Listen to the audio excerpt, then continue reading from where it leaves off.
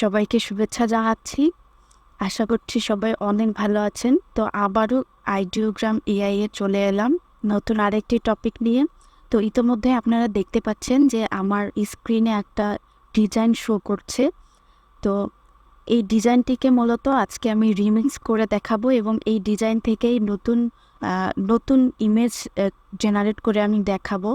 তো চলুন এটা থেকে আমরা যদি জেনারেট করি তাহলে কিভাবে জেনারেট করব, এখানে রিমিক্সে ক্লিক করলেও হবে অথবা এখান থেকে ক্রোমটা জাস্ট কপি করে নিয়ে নতুন এখানে জেনারেটে দিয়ে দিলেও হবে। তো আমি এখানে রিমিক্সে চলে যাচ্ছি। রিমিক্স থেকে এখানে দেওয়াই আছে প্রম্পটটা চলে এসেছে, প্লাস কী রকম ডিজাইনটা চাচ্ছি সেই ডিজাইনটাও এখানে চলে এসেছে এবং ইলাস্ট্রেশন চাচ্ছি এটাও এখানে শো করছে। তো এখান থেকে জেনারেট দিয়ে দিচ্ছি। তো আইডিওগ্রাম মূলত একসাথে 4টা ইমেজ জেনারেট করে দেয়। তো দেখেন এই যে জেনারেট হচ্ছে এখানে। তো আমি যে কনসেপ্টটার মতো চাচ্ছি সেই কনসেপ্টটার মতোই দিয়েছে, কিন্তু চেঞ্জ করে দিয়েছে যাতে একটার সাথে আরেকটা একদমই না মিলে। তো আমার মনে হচ্ছে যে এই ডিজাইনটা আমার ভালো লেগেছে। 4টা ডিজাইনই আমার কাছে অনেক ভালো লেগেছে, কিন্তু এই ডিজাইনটা আমার কাছে একটু বেশি ভালো লেগেছে। তো এই ডিজাইনটাকে আমি ডাউনলোড করে নিচ্ছি। তো এই ডিজাইনটা ওপেন করার পর এখান থেকে 3 ডট থেকে ডাউনলোড করে নিব। এই যে নিচের দিকে ডাউনলোড রয়েছে, এই যে ডাউনলোড হয়ে গেছে আমার ডিজাইনটা। তো এই ডিজাইনটাকে এখন আমি ইলাস্ট্রেটরে ওপেন করে জাস্ট ইলাস্ট্রেশন করব, অর্থাৎ ভিক্টরে রূপান্তর করব।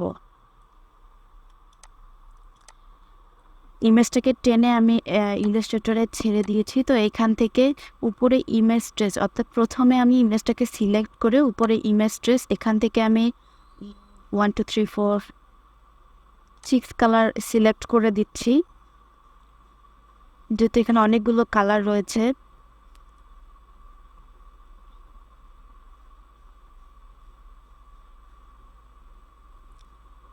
তো দেখেন এটা ভেক্টর হয়ে গেছে। জাস্ট এখান থেকে এক্সপ্যান্ড করে দিচ্ছি।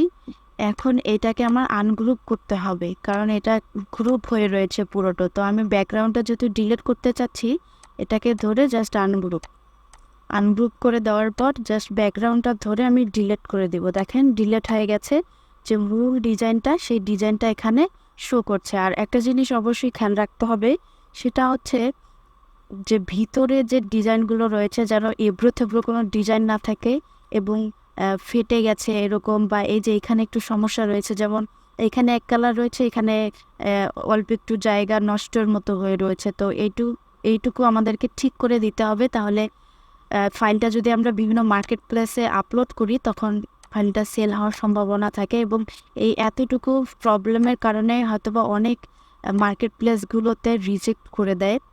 তো এইটাকে আমরা এখন পুরোটাকে ধরে গ্রুপ করে নিব। তো এই জিনিসগুলো মাথায় রাখবেন যেন ফাইলটা কোনো জায়গায় নষ্ট না থাকে, একদম পারফেক্ট কোয়ালিটিফুল ফাইল হয়। তো এইটাকে আমি আর্টবোর্ডে নিয়ে নিচ্ছি। আর্টবোর্ডের মাঝামাঝি রাখার জন্য শিফট এবং অল্টার ধরে ছোট করছি, তাহলে আমার চারপাশ থেকে ছোট হয়ে যাচ্ছে। তো এই ডিজাইনটাকে এখন আমি মাঝখানে রাখবো, অ্যালাইনমেন্ট করব। তো এখান থেকে হরাইজন্টাল এবং ভার্টিক্যাল সেন্টারে রেখে দিয়েছি। এখন এটা সেন্টারে চলে এসেছে। এখন এই ডিজাইনটার আমি একটা পিএনজি সেভ করব। ফাইলে যাব, ফাইলে গিয়ে এক্সপোর্ট থেকে এখানে পিএনজি সিলেক্ট করে দিচ্ছি। আর এখানে সিলেক্ট করে দিচ্ছি আমাদের ফাইলের নামটা ছিল, এখান থেকে যদি একটু ধারণা নেই,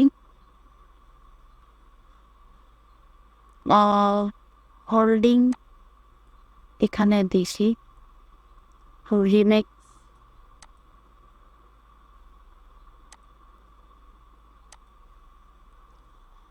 holding A streaming cup of coffee, এইটুকু যদি নেই,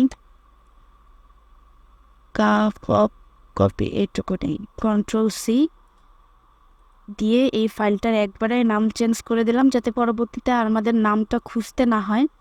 তো এটা আমি ডেস্কটপে অ্যাক্সেস করছি, তারপরে এখান থেকে ইউজ আর্টবোর্ড টিক দিয়ে দিচ্ছি, তারপরে এক্সপোর্ট। এখন এক্সপোর্টে এসে এখানে অবশ্যই ট্রান্সপারেন্টটা সিলেক্ট থাকতে হবে, তারপর ওকে। আমি কেন এই ফাইলটা পিএনজি সেভ করে নিলাম, কারণ আমি এখন এই ফাইলটাকে ক্যানভাতে মকআপ করে দেখাবো যে আসলে এই ফাইলটা দিয়ে যদি টি শার্ট ডিজাইনে আমরা রিপ্লেস করি টি শার্টের উপরে, তাহলে দেখতে পারবো যে আসলে কতটা রিয়েলিস্টিক এবং সুন্দর ডিজাইনটা শো করছে। মানে আমি এটাই বোঝাতে চাচ্ছি যে আমরা খুব কম সময়ে এখান থেকে টি শার্ট ডিজাইনগুলো জেনারেট করতে পারবো এবং সেগুলোকে মকআপ করে বিভিন্ন ক্লায়েন্ট পারপাস ইউজ করতে পারবো এবং বিভিন্ন মার্কেট প্লেসেও এগুলো আপলোড করতে পারবো। তো আমি ক্যানভাতে চলে এসেছি, এখান থেকে গ্রাফিক্সে যাচ্ছি। গ্রাফিক্সে না ফটোসে গেলে মকআপগুলো পাবো। তো এখান থেকে কয়েকটা মকআপ যদি আমি ওপেন করি, ধরেন এই মকআপটা ওপেন করছি, তারপরে ব্ল্যাক কালারের একটা টি শার্টের মকআপ ওপেন করি, এইটা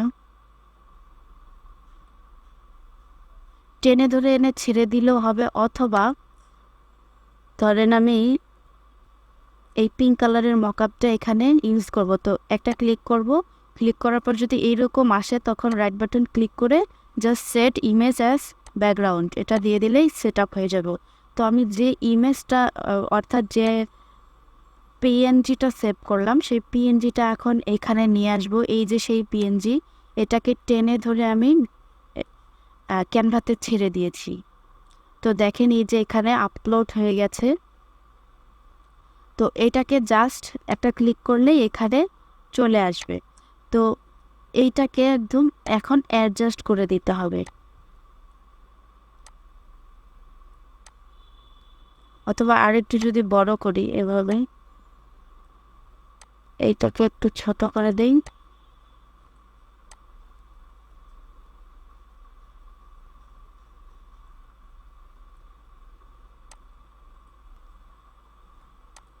তারপরে এই টি শার্টের উপরে যদি দেই, এখানে একটা দেই, সাদার উপরে একটা দেই, ওকে। এখন এটাকে মানে শুধু করে আমাদেরকে সেট আপ করতে হবে। দেখেন এটা সেট আপ হয়ে গেছে, এটাও হয়ে গেছে। এটাকে যদি সুন্দর করে সেট আপ করি, যদিও এই কালারের উপর এটা ফুটে উঠছে না, তারপরেও দেখাটার চেষ্টা করছি। এই পিঙ্ক কালারটাকে, ইমেজটাকে একটু অপাসিটি যদি কমিয়ে দেই ব্রাইটনেসটা, তাহলে ডিজাইনটা ফুটে উঠবে।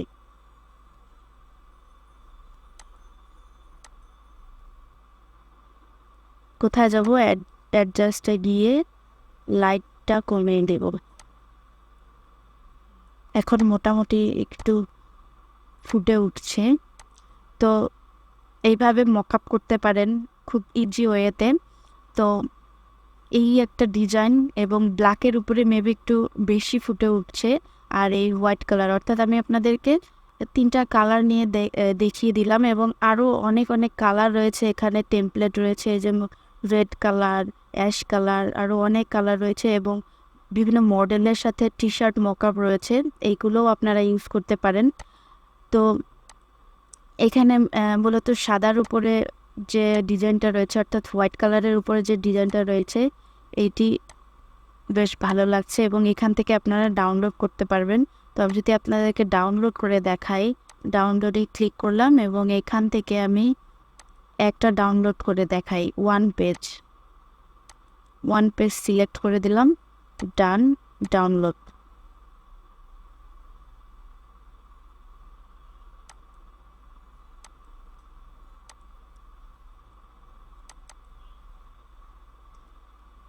দেখেন এই যে আমাদের সেই ডিজাইনটি একদম ওয়াও লাগছে দেখতে, এবং আমরা কিন্তু একদম কম সময়ে এই ডিজাইনটি তৈরি করে ফেলেছি এবং এই ডিজাইনটি মক আপ করে ফেলেছি।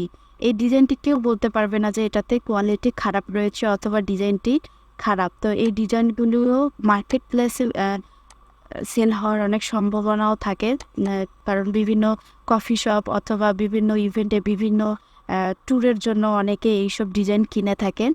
তো ভিডিওটি ভালো লেগে থাকলে অবশ্যই লাইক, কমেন্ট, শেয়ার করবেন এবং আপনারা যখন এই আইডিওগ্রাম ইউজ করবেন তখন অবশ্যই আপনাদের যে মেইল রয়েছে সেই মেইল দিয়ে সাইন আপ করে ইউজ করবেন, কারণ প্রথম যখন এই আইডিওগ্রামে আপনারা ঢুকবেন, অর্থাৎ এই আইডিওগ্রামটা ওপেন করবেন, তখন আপনাদের অর্থাৎ লগ ইন করতে বলবে এবং তখন আপনারা লগ ইন করে এই আইডিওগ্রামে ডিজাইন করবেন। এবং এখানে অনেক ডিজাইন রয়েছে, হাজার হাজার ডিজাইন রয়েছে, যেগুলো একদম দেখতে ওয়াও এবং অবিশ্বাস্য, এগুলো কেউ হাতে ট্রেসিংই করতে পারবে না। তো সেই ডিজাইনগুলো আপনারা মিনিটের মধ্যেই ট্রেসিং করে ফেলতে পারবেন। তো এই ছিল এই অংশের। যদি ভালো লেগে থাকে অবশ্যই আমাদের চ্যানেলটি সাবস্ক্রাইব করবেন। ভালো থাকবেন, সুস্থ থাকবেন, দেখা হচ্ছে নতুন আরেকটি ভিডিওতে।